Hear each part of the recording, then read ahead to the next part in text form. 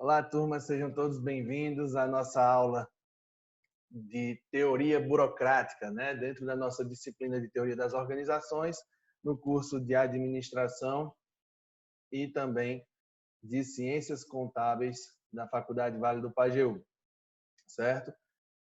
Aqui quem fala é o professor Ricardo, como vocês já sabem, e hoje a gente vai dar andamento, né, continuidade nas nossas aulas sobre a evolução da teoria administrativa, né, dessa vez, né, falando sobre a teoria burocrática.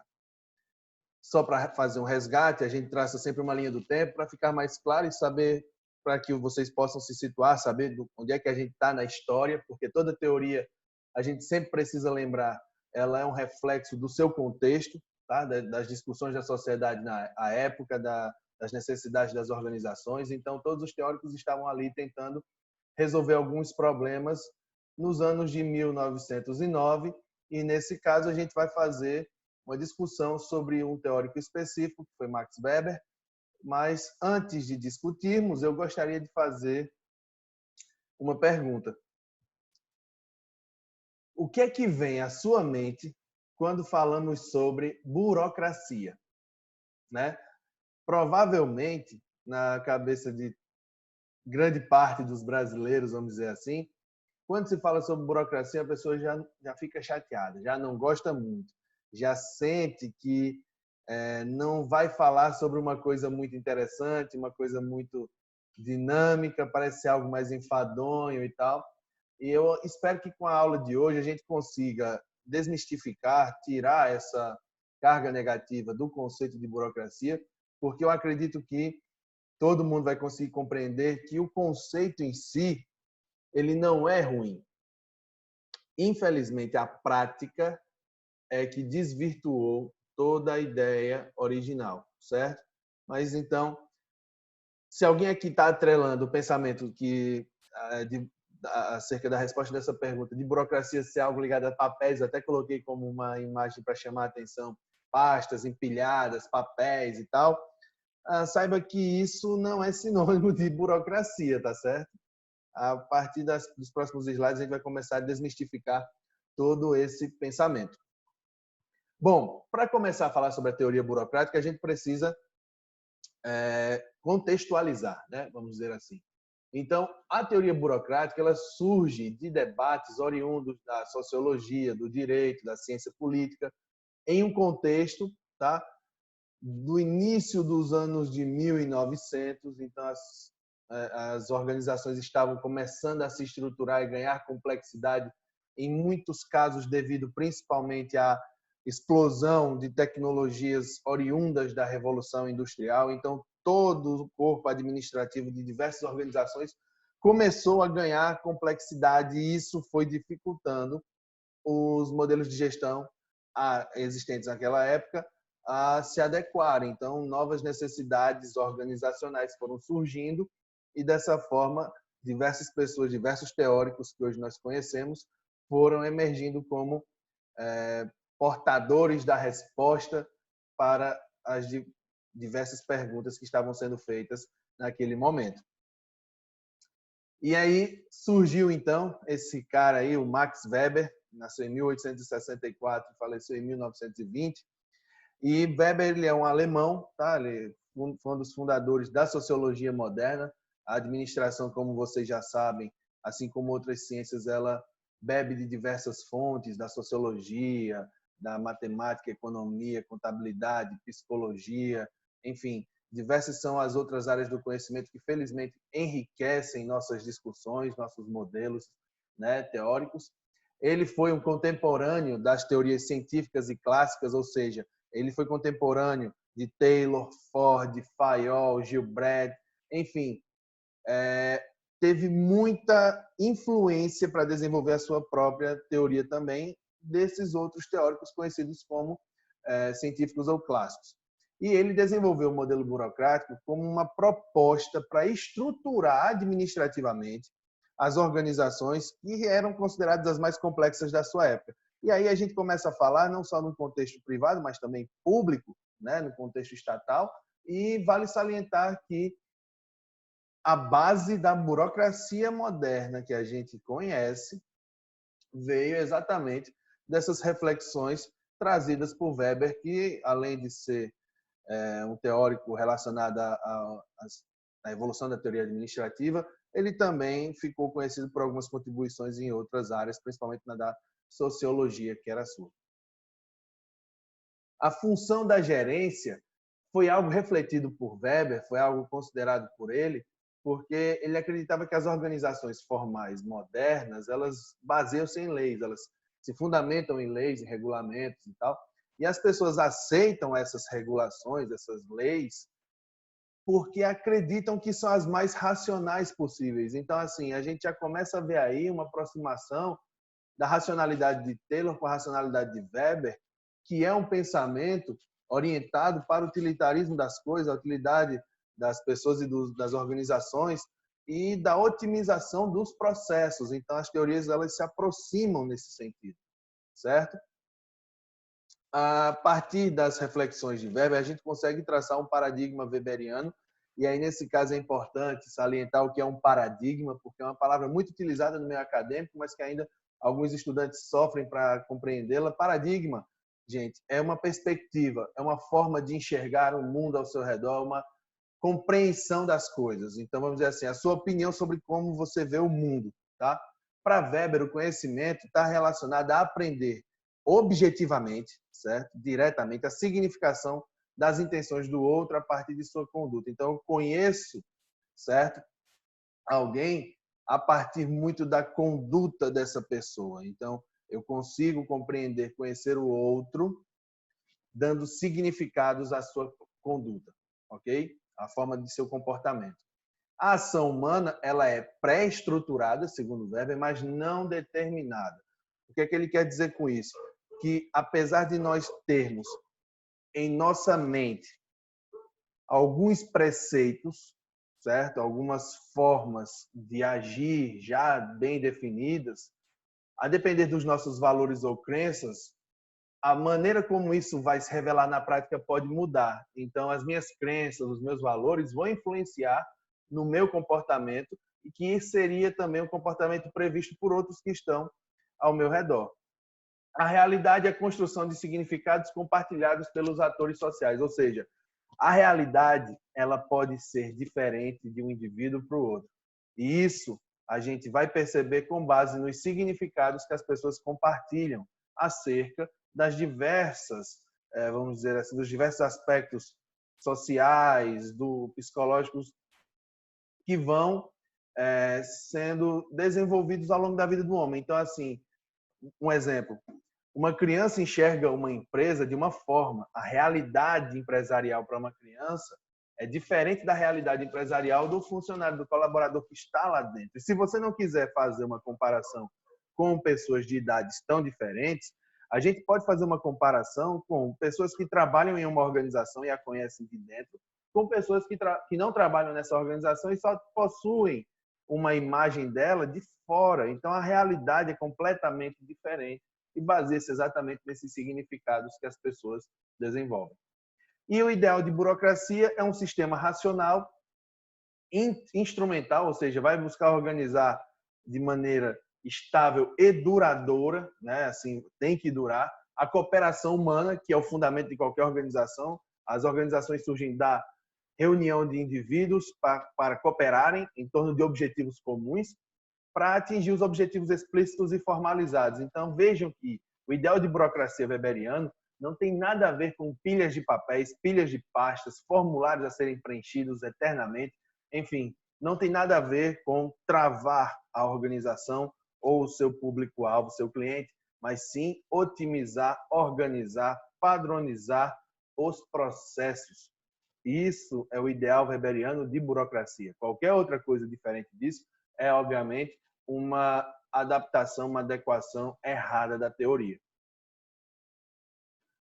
Falamos sobre burocracia, chega o momento de conceituá-la. Então, o conceito de burocracia é um sistema que busca organizar de forma estável e duradoura, ou seja, para durar, que são os pilares de quando se monta uma organização, é o desenvolvimento e a continuidade. Você pensa sempre em desenvolver a organização, ou seja, melhorá-la, ampliá-la, e pensa na sua continuidade, na sua permanência. As pessoas vêm e vão, mas as organizações permanecem. Então, é um sistema que busca organizar de forma estável e duradoura a cooperação de um grande número de indivíduos, cada qual tendo uma função especializada, porque por mais que a boa vontade seja fundamental para que as pessoas ajam em cooperação, a organização dessas boas vontades precisa ser muito bem amarrada para que uma boa vontade, digamos assim, não supere a outra, não atrapalhe a atividade da outra, certo? E aí, então, a gente tem também que falar sobre os princípios dessa burocracia pensada por Weber. E a gente tem, nesse caso, 7 princípios que emergem das características que Weber traçou para o ideal de burocracia: a divisão do trabalho, a hierarquia de autoridade, a racionalidade, regras e padrões, compromisso profissional, registros escritos e impessoalidade. Cada uma delas a gente vai discutir agora especificamente. Vamos lá. Começando com a divisão do trabalho, né? O que é a divisão do trabalho? Para quem estuda administração, divisão do trabalho é arroz com feijão. Divisão do trabalho, organização racional do trabalho, a gente já vê desde a época de Taylor, né? E bem antes disso, se a gente tomar os princípios que surgiram nas primeiras organizações. Tudo é pensado com base na divisão do trabalho. Ninguém vai fazer tudo e também ninguém vai ficar sem fazer nada. Existência de funções definidas e competências rigorosamente determinadas por lei. Ou seja, você pode substituir a lei, se você não quiser trabalhar somente com essas terminologias que são mais voltadas para o ambiente público, com cartilhas, certo? Regulamentos. Então, você vai ter as funções definidas de acordo com as competências necessárias para cada função.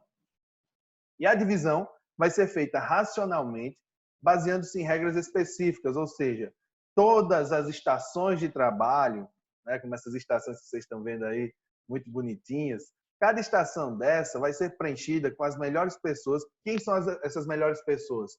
Aquelas que têm as competências que foram traçadas, definidas como as fundamentais para alguém sentar nessa cadeira. Então, tudo vai se dar de maneira racional e prescritiva, certo? É importante também salientarmos isso. O que é uma forma prescritiva? Uma forma que antecede o acontecimento. Eu passo para você as instruções antes de você efetivamente realizar qualquer atividade. Hierarquia de autoridade é um outro princípio e que quem trabalha em organização, seja pública ou privada, sabe muito bem o que é uma hierarquia de autoridade, né? Existe a hierarquia definida por meio de regras explícitas, então está tudo muito claro para todos os usuários da organização, sejam eles externos ou internos, como se dá a hierarquia, a organização dos departamentos, setores, pessoas dentro das organizações ou da organização em questão.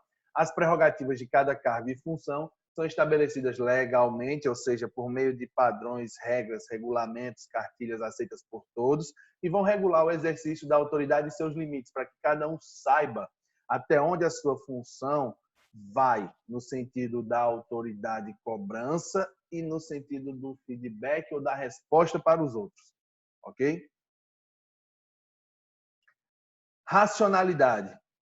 Os objetivos eles têm que ser atingidos da maneira mais racional. E o que é ser racional desde a história humana, do início da história humana? Poupar esforços.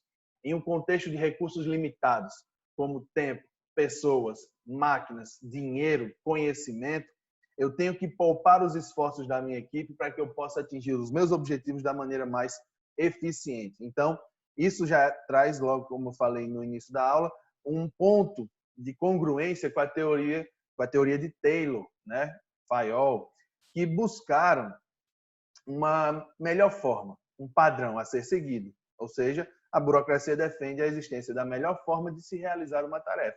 E quando se decide essa melhor forma, ela é formalizada, certo? E publicizada. Então, todo mundo já sabe que deve girar em torno dessa metodologia para que as metas e os objetivos sejam alcançados da maneira mais eficiente. Não basta somente atingir a meta, você tem que atingi-la da maneira mais poupadora de esforços e recursos, vamos dizer assim. Regras e padrões. Os membros do sistema, da organização, como queiram chamar, têm direitos e deveres delimitados por regras e regulamentos. Então, já deu para perceber que a burocracia ela vem engessar um pouco, né, essa estrutura, vem tornar essa estrutura um pouco mais firme, justamente porque é um trade-off. Não tem como você querer saber como tudo vai funcionar sem engessar um pouco essa organização. Então, assim, ganha-se de um lado, perde-se do outro. Não vai ter uma teoria plena, completa, só de benefícios. Essas regras vão se aplicar a todos de acordo com o seu cargo ou função. Compromisso profissional. Outro fundamento muito importante da burocracia que já derruba aí qualquer argumento de pessoas que estão se pautando para discutir burocracia sobre exemplos errados do dia a dia. Os administradores, enfim, colaboradores, devem ser profissionais especialistas e fiéis ao cargo e aos objetivos da empresa. Então, a gente tem que manter esse compromisso e esse apego às regras, pois isso é um fundamento ideal da burocracia. O trabalho que desempenha deve ser sua principal atividade. Você não deve focar em outras questões. Isso pode gerar problemas? Sim, pode. Como eu disse, tudo vai gerar escolhas. Então, cada sim que você diz gera um não para outra pessoa. Então, não tem como você conseguir atender a todos. Nesse caso, mantenha o foco na sua principal atividade, no seu trabalho. Isso é o ditame de Weber. Registros escritos. É fundamental também que todos os procedimentos e as atividades da empresa estejam devidamente registrados e arquivados.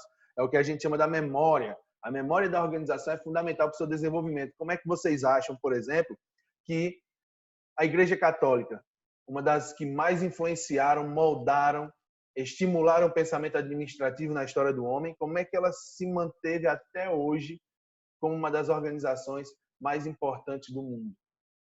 Milênios de história arquivados, gravados, registrados e, principalmente, compartilhados, publicizados e compartilhados para que a cultura da organização permanecesse. Como é que isso seria possível sem esses registros? Então, daí vem aquela imagem de que pilhas e pilhas de papel são necessárias, de pastas, arquivos e tal. É necessário? É. Quanto maior for a história da organização, quanto mais complexa ela for, mais registros ela terá, não tenha dúvida. Mas cabe a nós, nesse contexto digital, nesse momento onde estamos, converter pastas e papéis para o formato meio digital. Então, assim, você, como administrador, precisa manter os registros, mas, obviamente, a tecnologia da época já nos permite avançar um pouco mais nesse caso, certo? Mas não podemos falhar nesse caso dos registros escritos. Daí vem, como eu falei, aquela ideia de formulários infindáveis, enfim, um monte de papelada que muita gente precisa preencher em determinadas organizações. Umas reflexões acerca do modelo burocrático que são interessantíssimas para a formação do administrador. Conceito de autoridade, poder, dominação e administração, e aí, que relação eles têm? Olha que interessante. A autoridade vai ser a probabilidade que um comando seu ou uma ordem sua seja obedecida, certo? Pode ser por hábito, afeição ou interesse em comum em determinada situação. As pessoas podem responder à autoridade porque gostam de você, porque precisam de você, ou porque estão acostumadas a responder à sua função. E lembrando sempre que a autoridade, se nós tivéssemos uma moeda, em um lado a gente teria a autoridade, no outro a gente teria a responsabilidade. Poder é a probabilidade de impor a própria vontade à conduta dos outros, contra qualquer resistência. Não é nem que as pessoas não vão resistir, até podem resistir, mas o poder se revela aí, quando o homem consegue sobrepor o outro para que esse outro faça aquilo que ele quer. Relações de poder são as que mais existem dentro das organizações e, felizmente, algumas teorias nos auxiliam a lidar com esse tipo de relacionamento interpessoal que gera tanto conflito. Na dominação, outro conceito também que Weber traz nos seus trabalhos, o governante ele vai ter o direito de impor o seu poder sobre o governado e o governado vai ter o dever de obedecer-lhe. E isso causa em algumas culturas uma certa vamos dizer assim, um certo comportamento nocivo às relações interpessoais e à própria condução das organizações. E muito disso a gente percebe na cultura brasileira, numa cultura patrimonialista, né, clientelista, onde quem está no poder, ou dominando o poder, dominando as organizações, acaba que extrapola os limites do seu poder e da sua autoridade e acaba promovendo alguns atos que são considerados, vamos dizer assim, no mínimo, totalitaristas, certo? Autoritários. Ao exercer a dominação sobre muitas pessoas, a dominação necessita de um aparato administrativo que una governante e governados. É o que a gente pode chamar, inclusive, de Estado. Entender que o aparato administrativo, burocrático, que organiza essa relação entre governantes e governados, ela só, uma das definições, ela pode ser mesmo o conceito de Estado moderno que a gente conhece. Está aí uma das mais conhecidas contribuições de Weber também, certo? Eu coloquei aí a capa do livro dele, A Ética Protestante e o Espírito do Capitalismo. Essa produção de Weber trouxe como base suas experiências, viagens pelo mundo, onde ele conheceu diversas culturas, dentre elas a norte-americana, se encantou por alguns aspectos, e é interessante que ele considera a ética protestante como uma das éticas fundamentais, ou a ética, melhor, perdão, dizendo, fundamental para o desenvolvimento do homem, inclusive faz essa reflexão. Quem já leu o livro sabe. Os princípios básicos, como os princípios básicos, o protestantismo ele vai defender a vida dedicada ao trabalho duro, à poupança e ao ascetismo, certo? Ascetismo é dedicação, é comprometimento, é disciplina, certo? Então, trabalho duro, poupança e disciplina são as premissas de um comportamento protestante. E os que realmente se dedicam a essa conduta, Weber diz que seguem a vontade de Deus e alcançam a prosperidade e ficam em paz com o destino e sua alma. Ou seja, ser disciplinado, poupador e trabalhador nos aproxima de Deus. E as recompensas vêm porque quanto mais rico eu fico, mais eu sou fiel a Deus e sou recompensado por Ele. Esse é o pensamento da ética protestante. E quem tiver interesse em descobrir mais sobre isso, eu sugiro faça a leitura do livro, tá? Porque é muito interessante ver esse tipo de reflexão. Há quem discorde, há quem concorde, mas não deixa de ser uma leitura muito boa para a nossa formação, certo? Vantagens da burocracia, né? A gente já falou sobre os princípios, algumas características, e quais são as vantagens de se adotar a burocracia? Começa pelo seguinte, você padroniza, vou começar por baixo ali, padronização. Todo mundo que entrar na organização vai saber como ela funciona. Isso já facilita os processos e procedimentos e o controle, certo? O controle gerencial sobre aquilo que acontece se dá muito facilmente num contexto padronizado. Isso é bom em diversos momentos, principalmente de dúvidas, quando você não sabe muito bem o que fazer e existe todo um registro de funcionamento e operacionalização. Formalização de competências é ótimo para quem se pergunta o que é que precisa ter para assumir determinado cargo, para ascender na carreira. Enfim, organizações que conseguem formalizar essas competências e publicizá-las, dá ao seu colaborador um material muito bom para que ele planeje a sua carreira profissional dentro da empresa. Isso pode ser traduzido em um plano de cargos e salários, um plano de carreira, certo? Um documento formalizado pela própria instituição, onde ela declara as competências necessárias para ingressar, permanecer e ascender dentro da estrutura organizacional. Lógica científica, análise de processos. Ora, parte do princípio de ser o mais racional possível. Então, a burocracia vai estudar todas as atividades desempenhadas pela instituição e vai registrá-las a partir de uma perspectiva racional, ou seja, vai permanecer na estrutura todos os processos e atividades que otimizem aquilo que lá dentro é feito.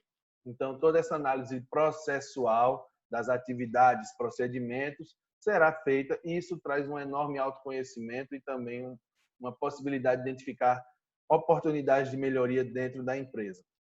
E, por fim, a ética profissional e, vamos dizer assim, o afastamento de práticas de clientelismo. Até de patrimonialismo também deveria ser, mas eu vou partir do clientelismo porque uma das características da dos princípios da burocracia é a impessoalidade, né? Então, é importante que a gente sempre tenha isso em mente, que a burocracia não veio para dar as chaves da organização para aqueles que ocupam cargos de chefia. Isso é desvirtuar a teoria. O que se pensa é exatamente isso, tratar todo mundo de maneira igual, sem clientelismo, sem favorecer um ou outro, porque você tem o poder e conhece a pessoa. A burocracia vem para fixar essas bases de funcionamento. Porque burocracia é um modelo de gestão, certo? E aí, como modelo de gestão, a gente tem algumas contribuições. Primeiro, a proposta burocrática se aplica a qualquer tipo de organização. Qualquer tipo de organização vai ter um conjunto de regras, atividades, procedimentos a serem seguidos, que dependerão das competências das pessoas para que isso aconteça.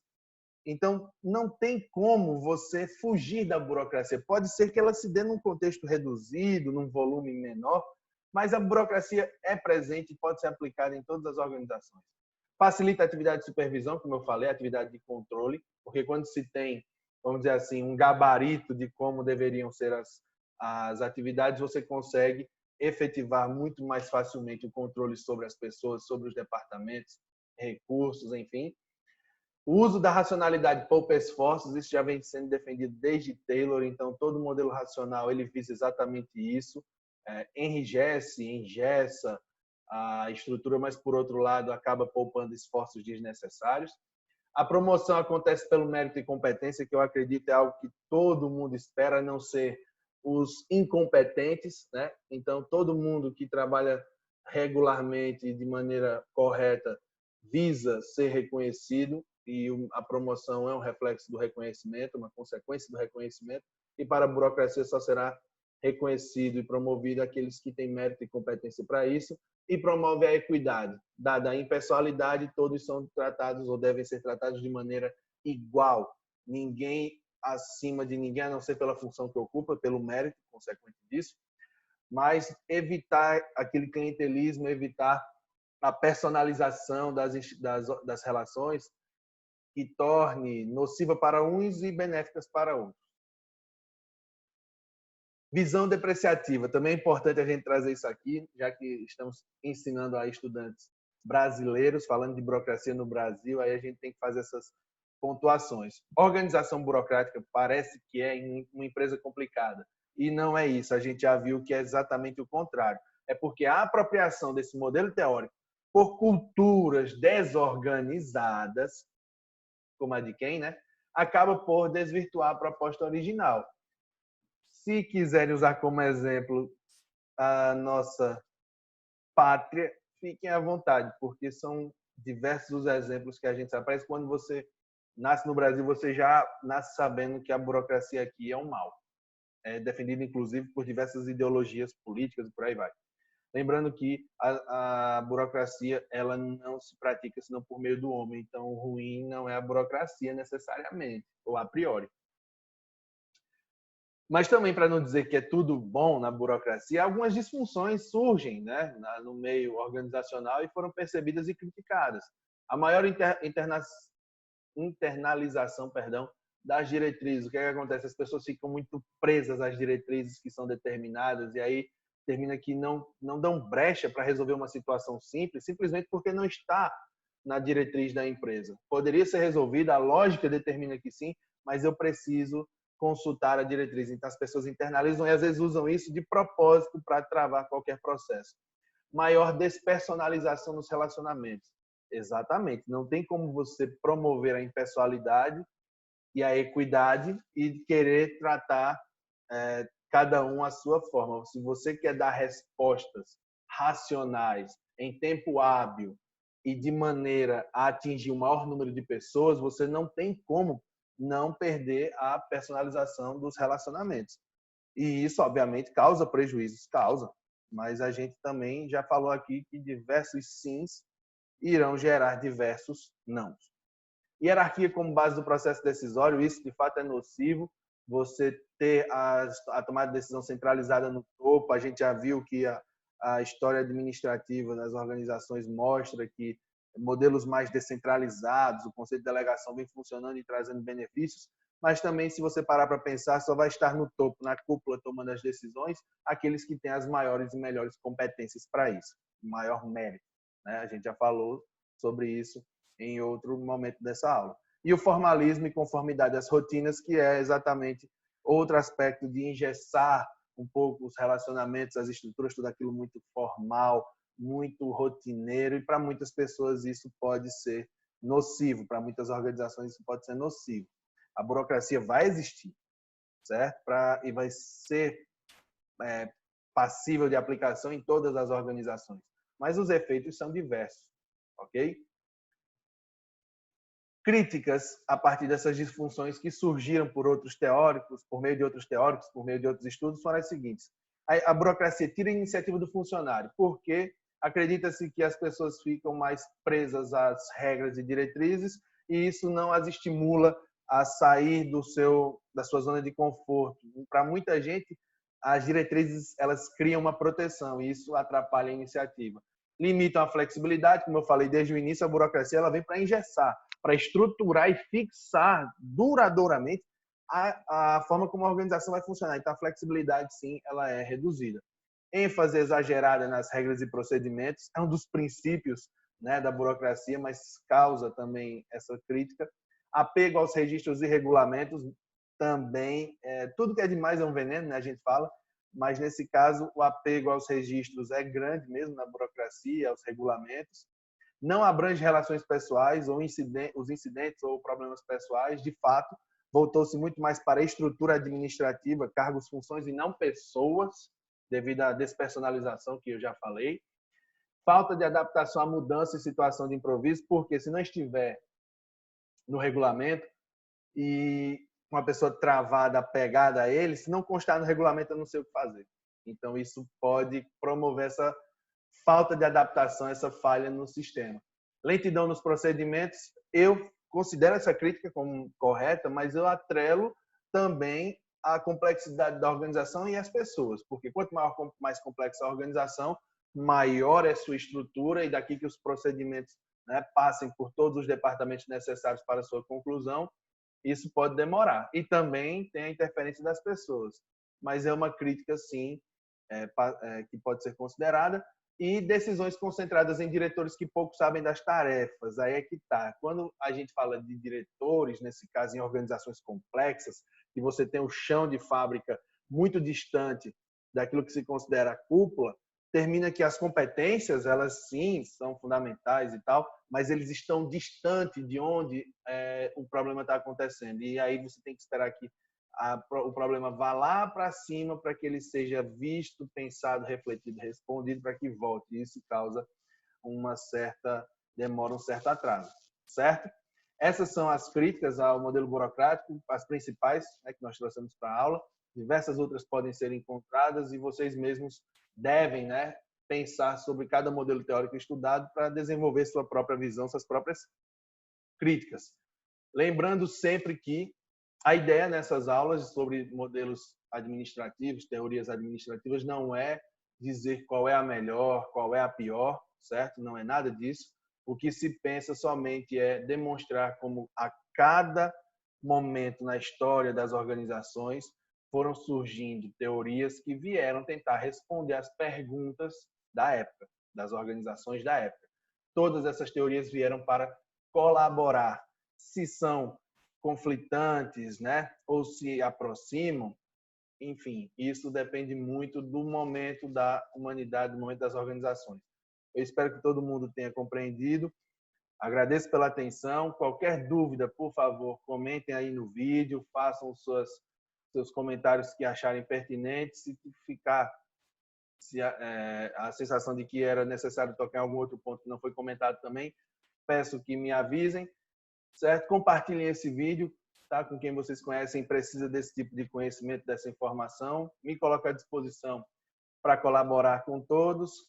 A gente se despede por aqui e numa próxima aula a gente volta com uma outra teoria, um outro modelo teórico da administração.